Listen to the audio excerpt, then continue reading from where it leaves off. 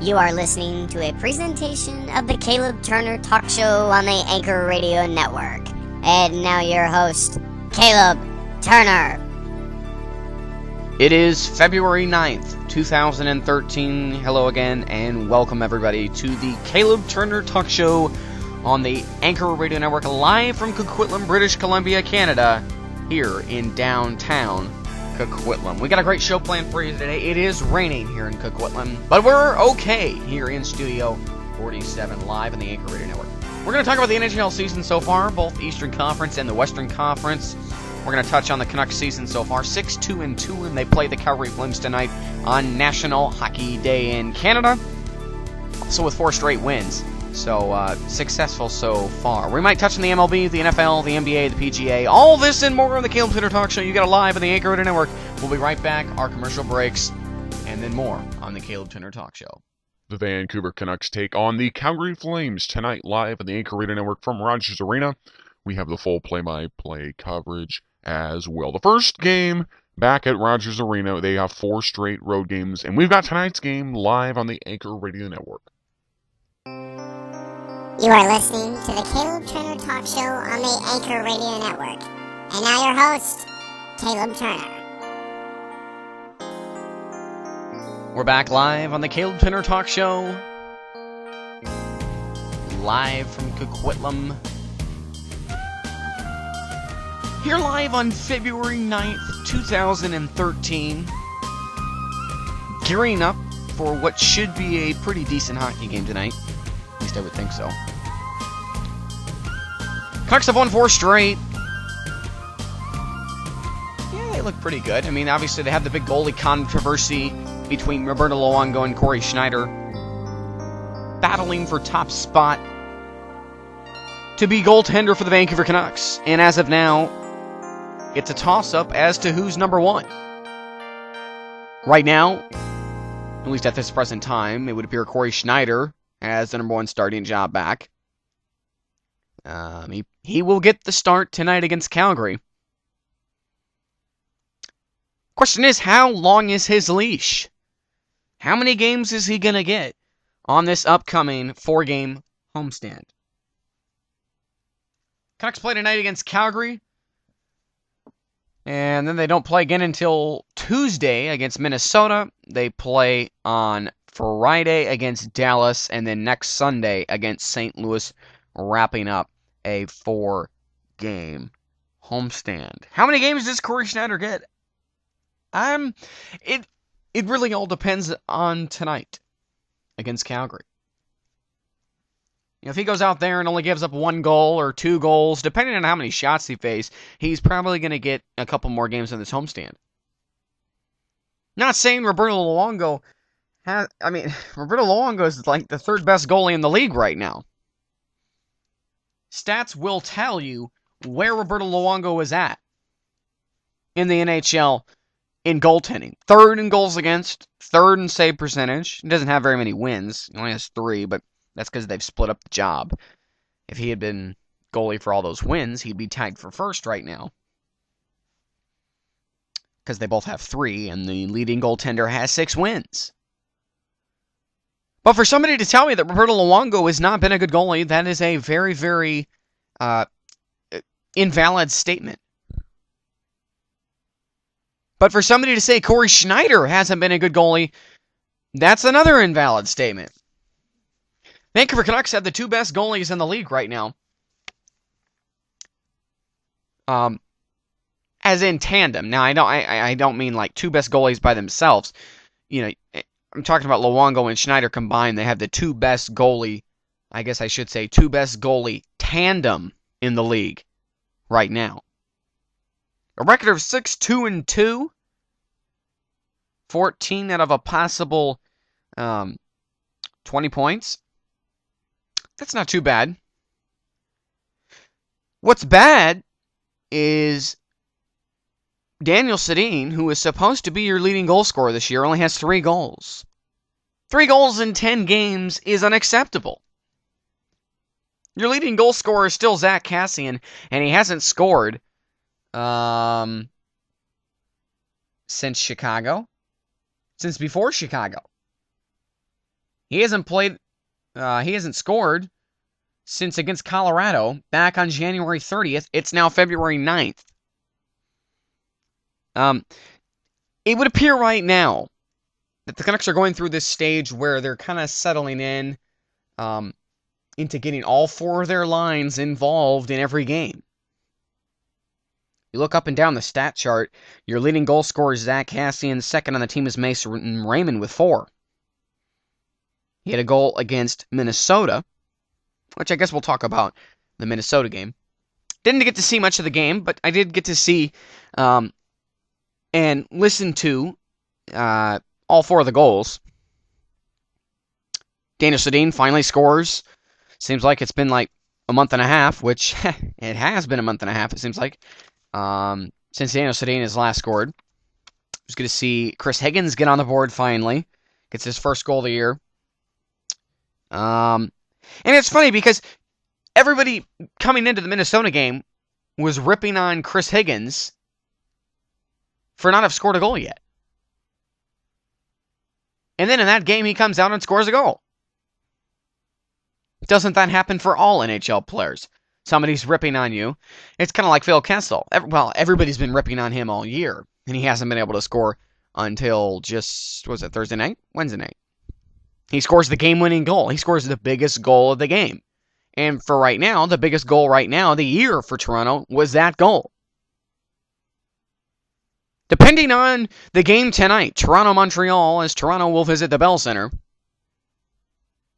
But depending on tonight, that goal that Phil Kessel scored could be the Toronto Maple Leafs turnaround. The Leafs, right now, if the playoffs are going to start today, the Leafs are in the playoffs. In fact, all 3, Ottawa, Montreal, and Toronto out of the East right now are in the playoffs. And Winnipeg is like a half, in the MLB it would be a half game back, but Carolina has 1 less loss than Winnipeg in regulation. They both have the same amount of points. So, potentially, you could have 3, 4, 5, 6 teams from Canada in the playoffs. Edmonton, as well, is right on the edge, looking in the West, with 11 points. St. Louis with 12. But for the Canucks right now, your next 4 games, and I said this last week, but for the Canucks last week, coming in to last week's show, I had said that the next 4 games are against Northwest Divisional opponents, and that is correct, and they are 2-0 so far in those games. They beat Edmonton in overtime, 3-2. I think everybody heard that Chris Tanev scored the overtime game winner on a beautiful setup from the Sedin twins to Chris Tanev. And it seems like the Sedin twins are maybe coming around. Maybe they're finally starting to get it in their head that, hey, they have to stand up and they have to be the ones making the difference, and they haven't been making the difference this year. They may be leading the team in points. Danny may be right up there, but you know what? That's not going to cut it. 8 points on the season in 10 games is not going to cut it for the Sedin twins. And that's just 8 for Danny. Hank only has 6. Something that I am appreciating, though, out of the Sedin twins. Henrik is +5. Danny is +1. So combined, they're +6. They have 14 points. 3 goals and 11 assists combined. Another interesting stat, Jannik Hansen is +5. He's a third liner, and he's +5. Another thing, 23 shots on goal for Jannik Hansen on the season. 23! And he's got a couple of goals to go along with it. So, you go right down the line. Mason Raymond, 4 goals, 21 shots on goal. 21 shots on goal. Zack Kassian, well, he's kind of hard to talk about, seeing how he's been absolutely nothing in the last 3 games. 5 goals, 20 shots on goal. It's nice to see Chris Higgins finally get a goal. He's got 17 shots on goal now. Alex Burrows leads the team, 34 shots on goal. He only has 2 goals to show for. See, and that's where right now, the Canucks are in this trench, and where they aren't really trying to dig out yet. They're big-name players like Daniel Sedin and Henrik Sedin and Alex Burrows, and of course we don't have Ryan Kessel right now, so you got to throw Mason Raymond in there. The big guys really aren't doing what they were told, and, well, not really told, but the hype at the beginning of the season, which there wasn't much of a hype because it was such a slow thing, the hype of last year's season was that these players were supposed to be the guys getting goals. So because we never really had much of a hype for the past year, these guys basically get the hype from last season. And the hype, they haven't lived up to the hype. Daniel Sedin, only 3 goals. And that's why everybody has been saying the Vancouver Canucks are the best team with the most problems. And you have a colon, not a colon, you have a semicolon in between in between team and most. So they're the best team, but they have the most problems. 14 points out of a possible 20 is great, fantastic. But when you got Daniel Sedin with 3 goals on the year in 10 games, in which in my eyes an average for him would have about 6 or 7 by now. And maybe even a hat trick. So, Henrik Sedin has no goals yet. He's only taken 11 shots on goal. Now, we all know Henrik Sedin doesn't score goals. He passes and he sets up goals and stuff, but he's only got 11 shots on goal. Only 11 in 10 games. That's just over 1 a game. He's on the top line. Dan Hamhuis has more points than Henrik Sedin. Excuse me, more shots on goal. Same amount of points, more shots on goal. Now, I will credit Hank. He is +5. Dan Hamhuis is 0. He is an even. But Henrik Sedin has got to start producing. It can't be this thing where he sets up people. Now, I know, okay, we're all good if Henrik sets up people. But if he's got an open shot, and he chooses to pass to somebody who's not open, then we got some problems. And that's what we've seen in the past several games. Now, I know he did very well obviously against Edmonton. They kind of slowly got their legs, and then they finally set up the goal there for Tanev. But tonight is where you would think the Vancouver Canucks can get a 5 or 6 goal game with the struggling Calgary Flames. Now, what's nice to see is, as we've been saying, Mason Raymond, 4 goals. He's got 3 on the power play. So he's obviously feasting off the power play. So we obviously know he's definitely going to get quite a bit of power play ice time if he has to. Jason Garrison, Chris Tanev, Chris Higgins, and Daniel Sedin with the 4 game-winning goals in regulation this year for the Vancouver Canucks. Roberto Luongo, 3-0-2, 1 shutout, 1.53 GAA, .940 save percentage. You got Corey Schneider, 3-2-0, 1 shutout, 2.66 GAA, .908 save percentage. Leading the team in penalty minutes, 20 for Kevin Bieksa. Congrats. I'm very happy for him. And I don't mean that sarcastically. We've been saying this the past couple of weeks. Kevin Bieksa has not been able to find his game for some reason. He scored the game-tying goal against Edmonton, so he got off the schneid momentarily. But he's got to be able to produce game in and game out. He should be on the score sheet every game, whether it's a goal or an assist or a fight. Like I said, Kevin Bieksa needs to go and find people to fight. If he can't score and he can't set up goals, go drop the gloves. Go to the 4th line on the opposing team and drop the gloves with the biggest guy who wants to fight. Send a message to your team. Send a message to the players that you mean business this year. Send a message that you are going to be the one that steps up and makes the difference. Kevin Bieksa is supposed to be the best defenseman on this team. I think the question is right now, is he the best defenseman on this team? The answer to that right now is no. And he's supposed to be. Now, it's good that players and defensemen are stepping up and filling in his shoes. Okay, good. Good for him. Dan Hamhuis right now has the most points. And I know it's not about point production. It's about performance. But if you aren't generating points. And if you aren't on the score sheet game in and game out, it's going to show. People don't care. Okay, if you win, when you win, people don't care. But when you lose, people look at your top players and they say, hey, what'd they do in the game? What did they do? What did they do for us? And if they did nothing, and they haven't been producing, the fans will get on those players. That's why you have random people calling in when the Canucks lose saying, oh, I hate this guy, because they lost.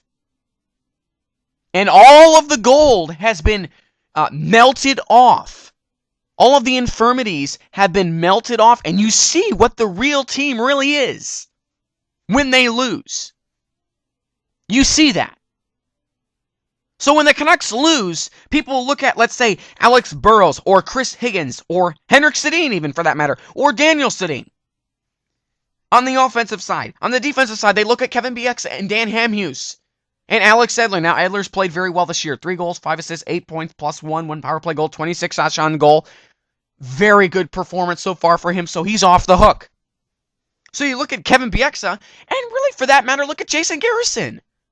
Garrison was brought in here with a lot of money dangling over his eyes, saying, hey, you're coming in here, you're going to play, you're going to be a tough guy, you're going to score some goals once in a while, you're going to get your slap shot going. He's got 1 goal. I know it was a game winner, but he's only got 1 goal. He was brought in here, he was advertised as being a key defenseman on this team. Has he been a key defenseman? I don't know. I don't really know.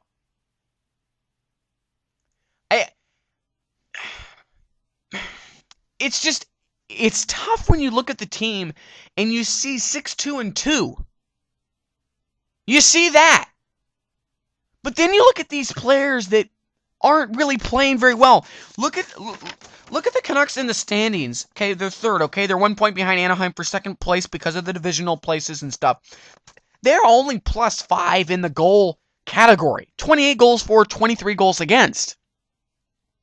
They've had 2 4-goal games. That's it. 2. This is a team that has won the President's Trophy back-to-back years. Led the power play percentage, led in penalty kill percentage. 2 years ago, last year, led in power play percentage. Where are they at now? And I know we always say this. Canucks in the beginning of the season usually stink. It's their first couple of months. Usually it's about the first month and a half. Not first couple months. It's only about a month and a half where they're average and then they finally groove in. But this is a different year. This is a totally new animal. This is only a 48-game season. And so far right now, with the record the way it is, 6-2-2, ain't that bad. They're doing very well, considering that usually they open up bad. But here's the thing.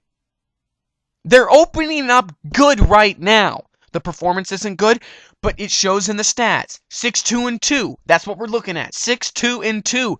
Don't look at the performance. If they lose, then you look at the stats and you say, where is the production? But right now, they've had a good start. They're doing decent.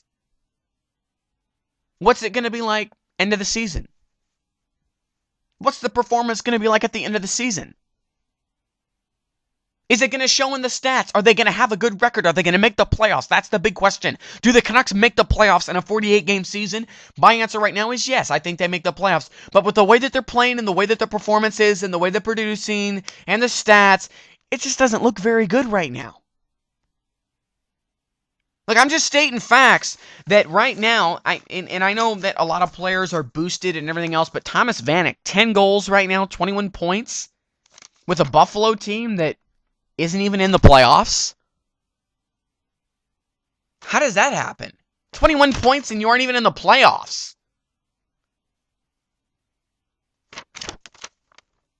Patrick Marleau, 9 goals for. San Jose has played 10 games. 9 goals in 10 games. The Canucks' leading goal scorer is 5, and Zach Kassian really just went on a rampage for a couple of games. And now he's really just cooled back down. So who's going to step up? Who's going to start scoring the goals? That's the question. And tonight, I really think tonight, playing a team that is not going to make the playoffs this year, you're going to really find out who the true leader is on this Vancouver Canucks team. So watch the game tonight. And the performance will tell you tonight. Because the good teams beat the bad teams, and they beat them with a manhandling performance. So tonight you find out, are the Vancouver Canucks for real or not?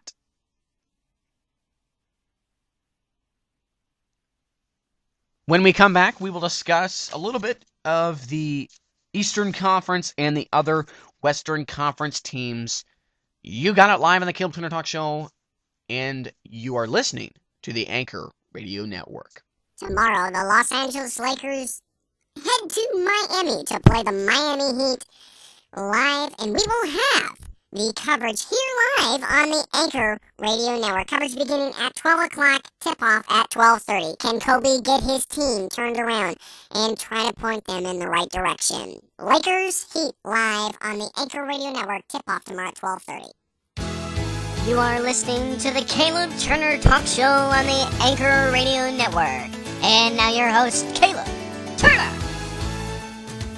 We are back live here from our downtown Coquitlam, British Columbia, Canada studios here, February 8th, 2000, and February 9th, 2013. My head is still in yesterday. It's been a long week for me. And I was actually considering asking Bob to do the show today, but I decided I might as well come in and give my 2 cents with the Vancouver Canucks. Seeing how I am a diehard Canucks fan. You know, I don't know where, I think that maybe some people are confused or maybe blinded by the way the Canucks have played. I'm not blinded. I'm not saying that, the Canucks have like an infinite amount of problems. They just have several loose ends that need to be tied up to make this rope a little stronger for the Canuck fans to hold on to. I'm a firm believer in a slow start. It's okay to have a slow start. And it's even worse this year because you had no spring training. Well, not spring training. You had no preseason games, no training camp. So, okay, slow start, problems, but the record is good. The record is very, very good. 6-2-2 is a fantastic record, first in the division, which isn't really saying much since how the division stinks. But they do have a 3-point advantage on Edmonton, and Edmonton already lost today in regulation to Detroit, so you can really pick up some ground on Edmonton. You can try to distance yourselves even more from Edmonton, Minnesota, Colorado, and, well, Calgary. I mean, if the Canucks lose to Calgary tonight, all the problems are going to be revealed definitely. Calgary Flames, last in the West. Second to last in the West. Sorry, Calgary. The Calgary Flames have a lot of problems. We're not going to talk about Calgary anymore. The Canucks should have no problem tonight. What am I going to talk about? The Chicago Blackhawks, still undefeated. 9-0-2. And Patrick Kane, 8 goals on the season. Johnny Oduya, +9. Jonathan Toews, +8. Corey Crawford, 6 wins on the year. Yeah, the Chicago Blackhawks are for real. Patrick Kane, 18 points on the year, second in the league. 1 up on Steven Stamkos, Sidney Crosby, 2 up on Martin St. Louis, and 3 back at Thomas Vanek of the Buffalo Sabres. Yeah, the Chicago Blackhawks are for real. 9-0-2, haven't lost in regulation, and with 39 goals, 25 goals against, +15, tied with Tampa Bay in that category. I think the team that has really surprised people, which people haven't been talking about this team, it's been done very, very quietly. The Anaheim Ducks, second in the West, 7-2-1 with 15 points, tied for third in the league. Make that fourth in the league. I forgot Pittsburgh is actually fourth in the tie break with New Jersey because New Jersey has 17 points. So Anaheim is actually tied for fourth in the league. But the Anaheim Ducks, 33 goals for, 26 goals against, 7-2-1. They got blown out by Anaheim. We did. The Vancouver Canucks did. And then we went and blew them out again. So the Anaheim Ducks, 1 win against us, 1 loss against us. So we have one of their 2 regulation losses underneath our belt, which is something that's very, very nice. The San Jose Sharks in 4th, and this is where I think that you really, really, really find out if you're a really, really, really, really, really, really, really good team or not when you got teams that are 4th that have more points than you. In the East, the Tampa Bay Lightning only have 12 points. What was I saying at the beginning of the year? Tampa Bay and Toronto Eastern Conference Final. Tampa Bay started out lights out. They're now 6-4-0 with only 12 points. They lead the division because their division stinks. Carolina in 8th place with 11 points. Winnipeg in 9th place with 11 points. Those are the next two that are going to try to threaten the Tampa Bay Lightning division title this year. But here's the thing. The San Jose Sharks have one more point than Vancouver, and they are in 4th. That is what I do not like. And you look at Tampa Bay, Pittsburgh in 4th with 16 points. Ottawa in 5th with 14 points. Montreal in 6th with 13 points. All ahead of Tampa Bay. They're all ahead of them. So when I look at Nashville as well, who are 5-2-3, they've lost 3 times in and/or shootouts or overtime. So they've got issues. We know that. They can't win in overtime or shootout. Sounds very familiar, right, Canuck fans? Can't win in a shootout. Detroit 6-4-1, 13 points. They are still 0 when it comes to plus. Oh my goodness, the goals for to goals against ratio. They are still 0. Seems like they've been 0 all year. 7th, Dallas 6-5-1, 13 points, 26 goals for, 28 goals against. Dallas is hovering around down there in the bottom. St. Louis 6-4-0. 12 points, 33 goals for, 30 goals against. Seems like just yesterday they were up there in 4th and/or 5th. It's amazing what 1 week can do to a team. Edmonton is back in the hunt, 9th place, 4-4-3, 11 points, 25 goals for, 29 goals against. Of course, the heartbreak loss to Vancouver in overtime after leading 2-0. And of course, Chris Tanev with the game winner there in overtime. Minnesota, well, we don't need to talk about Minnesota. They're down there. In the East, of course, New Jersey, 7-1-3, 17 points. Boston, 7-1-1, 15 points. Tampa Bay, 6-4-0, 12 points. That's your division leaders. Pittsburgh, 8-4-0. They are 2nd in the league in wins. They have 16 points. Ottawa, 6-4-2 with 14 points. Montreal, 6-3-1 with 13 points. Toronto, 6-5-0 with 12 points. Carolina, 5-4-1 with 11 points. Winnipeg right on the edge, 5-5-1 with 11 points. And like I said at the top of the hour, the Vancouver Canucks, the Ottawa Senators, the Montreal Canadiens, the Toronto Maple Leafs, all in the playoffs if it started today. In Edmonton and Winnipeg on the edge. So after tonight, well, no, it's impossible because Edmonton did not win. They lost to Detroit. So after tonight, there is a maximum of 5 teams of the 7 in Canada that could make the playoffs. Wouldn't that be cool to have 5 of the 7 teams at least make the playoffs? 5 Canadian teams, 5 chances to bring the Stanley Cup north? Yeah, that'd be nice. Especially if Van City is leading the way and hopefully they win the cup. But anyways, that's a long story. When we come back, we will get into some various other sports news. Lakers situation, the NFL with Baltimore winning the Super Bowl, MLB talk with Toronto Blue Jays, big season that they're supposed to have this year. After bringing in Melky Cabrera, Jose Reyes, Mark Buehrle. Yeah. Felix Hernandez re-signs with Seattle. We'll get into that as well. You got a live here on the Caleb Turner Talk Show. We will be right back. Spring training for the Seattle Mariners begins February 22nd against the San Diego Padres. Join Seattle against San Diego South in Arizona for the first of several spring training games for the Mariners. You got the coverage live on the Anchor Radio Network. We will have the full play-by-play. You are listening to the Caleb Turner Talk Show on the Anchor Radio Network. And now your host, Caleb Turner. I feel like I'm in a game show. Game show music live on the Caleb Turner Talk Show, ladies and gentlemen. Thank you, Bob. Love it. Might as well listen to it.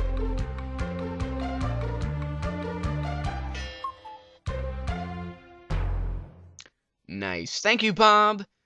The mini soundtracks that we all use, courtesy of iamusic.com. You can check him out, Mark A. Clark. Some fantastic music that he provides for the Anchor Radio Network's Caleb Turner Talk Show. Wrapping up the final segment of today's broadcast, February 9th, 2013. Still raining here in Coquitlam. It is the rainy season. Yeah, definitely. It's not like Africa where we have specific seasons of rain. It's all to the time here in the lower mainland. It's always raining, it seems like. Now, in the summer, we get some nice days. There's some spurts where there's no rain. We get a lot of sun, which was nice just a couple of weeks ago. There was no rain for like a week and a half. It was about 7 days, 7, 8 days. So about a week and a quarter, week and a seventh, week and a sixth, right there. The MLB season semi-officially gets underway February 22nd, as you heard in the commercial. That's when spring training begins. And the Seattle Mariners, who re-inked Felix Hernandez to a $175 million contract for 7 years. Is it 7 years now? Extends to 7? Not 7, 4, 5. We'll get that confirmed. Re-signed with Seattle. Isn't it amazing what potential he has as an MLB pitcher, but yet he decides to keep his talents here in Seattle? Seattle is going nowhere fast. They haven't made the playoffs with him. I am a diehard Seattle Mariners fan. I die hard with the Mariners every season when they don't make the playoffs. Every season when they're like 30 or 40 games below 500, I die hard with them. And it's actually more than 30 or 40 games below 500. Sometimes it's 50 and 60, and actually, usually it is. The Seattle Mariners stink. They flat out stink. And maybe one of these years, for Felix in these upcoming new contract, maybe they'll just maybe make the playoffs for him so he can pitch at least one playoff game in his unbelievable and fantastic career so far. And of course, last year, he got the perfect game, which everybody was like, oh, perfect game, Felix Hernandez, sweet. You know, awesome. What'd the Mariners do last year? Nothing. For a little while, I thought they were going to make the playoffs. Well, that was a waste of time. The Toronto Blue Jays, though, my second favorite team in the MLB, look like they may have the ticket. Although they're going to find a way to lose somehow. They'll find a way to not make the playoffs. They added Melky Cabrera, who was on steroids last season. Got a 90-game suspension for his use of PED. And it's kind of funny. Not funny that he used steroids, but it's funny that Toronto would go and get him. Almost like, hey, we stink. We can't make the playoffs. Let's go get somebody who used to use roids. Maybe he can get us to the playoffs. That's basically what it kind of sounds like, is what they're saying.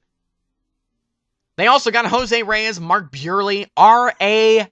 Dickey, hello, Cy Young Award winner. Ding, ding, ding, the Blue Jays are going to make the playoffs. They're going to win the AL East. Yeah, right. You still got to deal with the New York Yankees and the Boston Red Sox and the Tampa Bay Rays, for that matter. Blue Jays will find a way to lose. They'll find a way to not make the playoffs. Somebody will get hurt, and that's the big thing. Everybody's saying, R.A. Dickey, he's like 37, 38 years old. He'll find a way to get hurt because he's so old. The Baltimore Ravens win the Super Bowl 34-29. The Harbaugh Bowl, as they said. Congratulations to John Harbaugh on winning the Super Bowl in what was a really, really crazy Super Bowl, to be honest. You had Baltimore with a big lead at the halftime, up 28 to 6? Yeah, 28 to 6. I know what I'm talking about. I was a Ravens fan on Sunday because I am a Seahawks fan and we hate the Niners. We hate the Niners with a passion, and we hate Colin Kaepernick, even though we blew him out on Sunday Night Football in week 16? Week 16.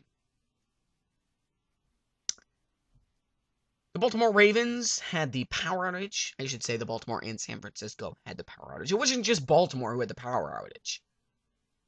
But there was the power outage, and at that point, San Francisco turned on the lights and ended up making it 31-29. That was the score going into the final 3 minutes.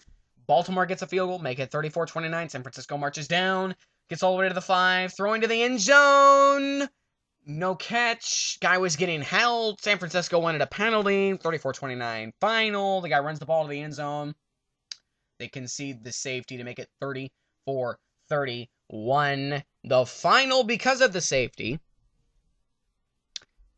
So the Super Bowl turned into a 3-point game in which it probably should have been more like a 30 or 40 point game.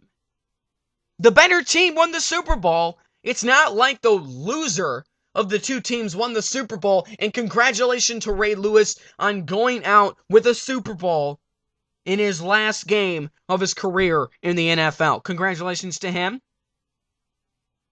For the San Francisco 49ers, I hate to say it, but they're going to be around for quite a while, and they are going to be a challenge in that division. And for that matter, the St. Louis Rams are going to be a challenge in that division. And for that matter, if the Arizona Cardinals get a quarterback, they're going to be a challenge too, because they already have a decent team. They're just lacking that one key part to their team, and that would be the quarterback. But that division, wow. The NFC West is going to be an absolutely incredible division in the next several years with Russell Wilson, Colin Kaepernick, Sam Bradford, and if Arizona can get some quarterback besides Skeleton, or I should say his name is actually John Skelton, we'll just say Skelton. I'm not sure on his first name, but hey, it sounds like Skeleton. Let's just say that. NBA, Kobe calls out Dwight, saying he's playing like a baby, needs to play in his game despite his injury. Dwight Howard takes exception to that and says, Kobe, you are not a doctor. There is a crazy situation in LA. My team, the Lakers, don't look good. Let's just say they got blown out by the Celtics. Okay, all right. You get beat by the Celtics in Boston. Well, I guess we can deal with that. But the problem is there are so many issues on the Lakers team, we don't have enough time to talk about them. The Lakers play in Miami tomorrow. Boy, is that going to be fun. Good luck with that one.